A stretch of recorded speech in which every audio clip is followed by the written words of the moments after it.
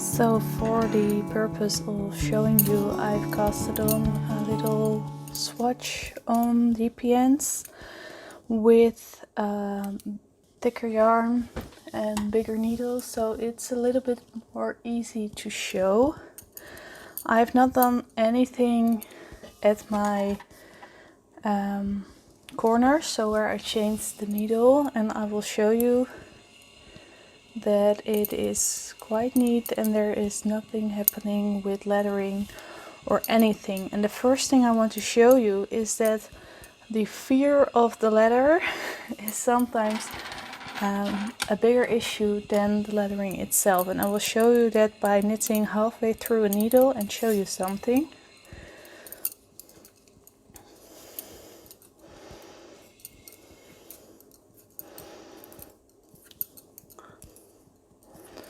So I'm halfway through a needle here, and at the point where the needles meet, it's the same as where my other needles meet. You have a little bit more tension because the needles are falling apart, and you can see that you see the legs of the yarn in between the stitches, which can cause leathering if your tension is not right. Because that's what it is. When you have a leather in your socks, it's because the tension is different there than it is in the rest of the sock. So it looks like this can become a leather, but you always have that where your needles meet. So now it's one stitch away and now it's another stitch away, and you can see that there's no issue here. When you're knitting, you're not thinking about your stitches will give a leathering effect because it's just the way you knit. But because you switch needle at a corner when you're knitting with double pointed needles, it looks like a really big deal that your yarn is, your fabric is a little bit more tensioned there, but that's just really normal. You always have that where needles meet, and the only thing is that you're switching to knit your stitches from one needle to the other, but that's the only thing that's changing. And as long as you keep your tension neat and even, there's nothing going to happen. So that's my biggest tip there. Don't think too much about it. It can take practice because it's like a mental thing that you're afraid of it making a letter, and most of the times that's a bigger deal than knitting different, because the way I avoid it is by trying not to knit different in the first or last stitches, and I will show you why. And I will do a few I will show one on camera, then I will do it a few rounds that way, and then you will see what is going to happen. The first thing, not really a tip because most people know this is not a good idea, but the first thing you want to do is knit that first stitch of your new needle. So this is the stitch I'm going to knit, and I'm going to do that on my new needle. And the thing most people want to make this really tight, so they give a little bit more tension on that first stitch before they continue knitting. So I will do this on this spot for a few rounds, and we will come back and see what has happened. So I did like 5 rounds. I put a pin in so I would remember where to pull tight. I will take this out. I did like 4 or 5 rounds, and you can see if I tension this fabric a bit that you will get a leathering effect over here, whereas you won't have that in the rest of the fabric.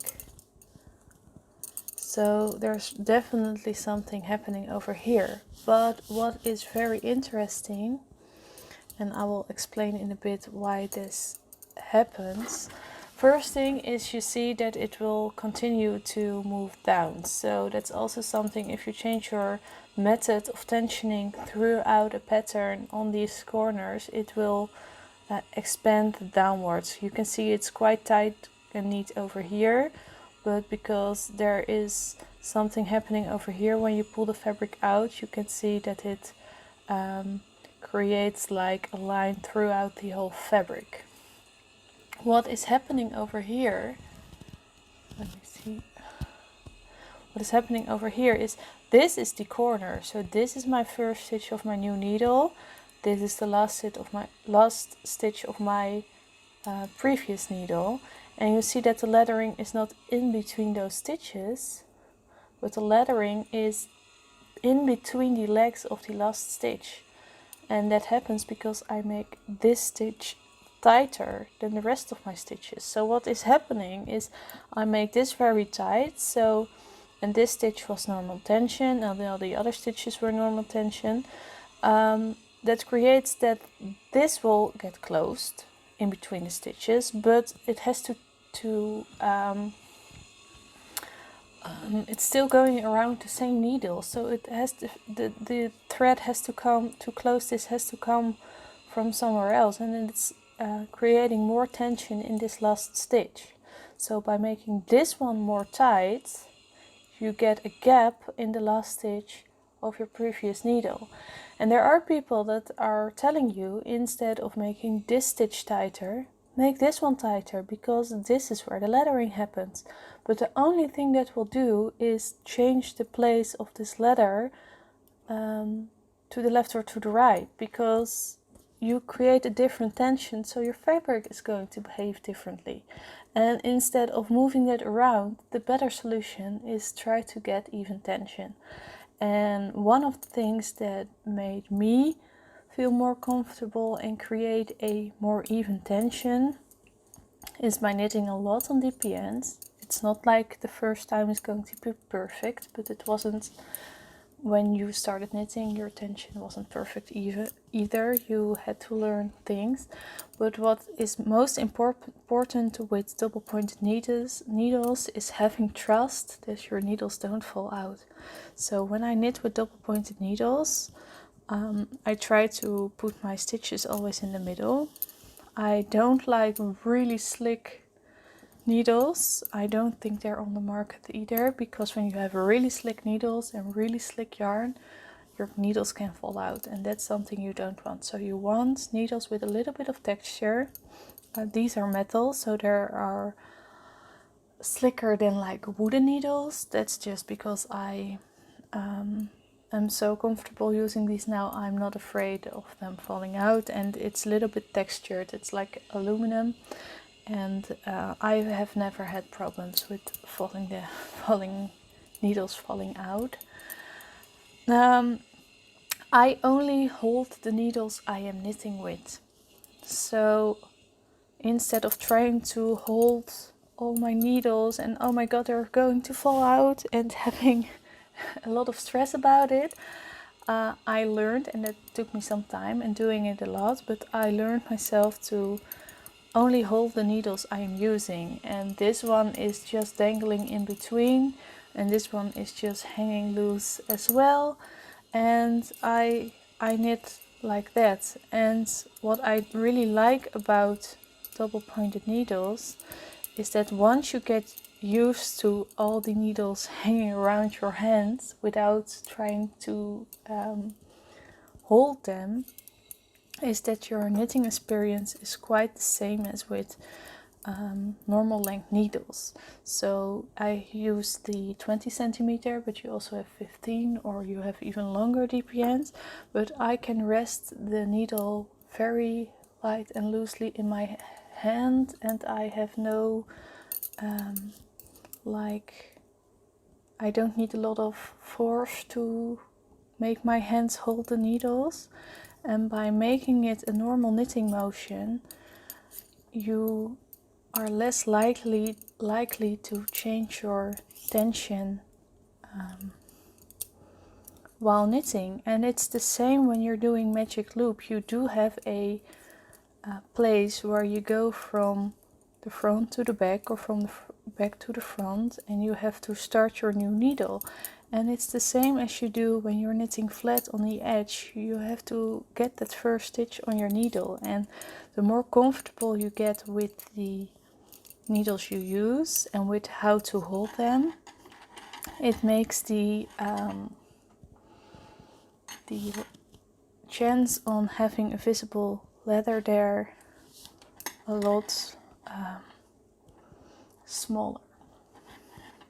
So my tip is, do not try to tension your yarn different, because if you're going to do that, and it's very easy to find, it's over here, you will get, when you tension one stitch different than the rest, your knitting is going to gap, and if you do it on this stitch it's going to gap here, and if you do it on that stitch it's going to gap there. There will be a leather appearing, so don't do it. Even some people say tension the second stitch more, because then you don't have the gapping over here, but then it will create different tension just next to the corner, and it will also interrupt your tension in your stitch pattern. So just don't do it. Just try to make your tension even, and the way to get there is by being comfortable with the needles you're using. The thing that a lot of people don't have the issue with magic loop, but do have it with double pointed needles, although you still have, like when you are knitting magic loop, you still have over here and over here the chance to get leathering. But the reason people are having don't have that problem with magic loop is because they're not afraid of their needles falling out. The cable is in there, it cannot fall out, it's all attached, and that's why they're more comfortable with holding their needles, and that first stitch won't get a different tension than the rest of the stitches. And I think that's the biggest problem. And you can see I can really, this is not going to fall out. Even in my bag, it happens with magic loop the same amount of time as with double pointed needles, and I almost never have my needles falling out. So that's not something to be afraid of, and that is something you have to teach yourself. It's not something that's going to come by itself. You just have to relax in it and do it a lot, and the more you do it, the less issues you have.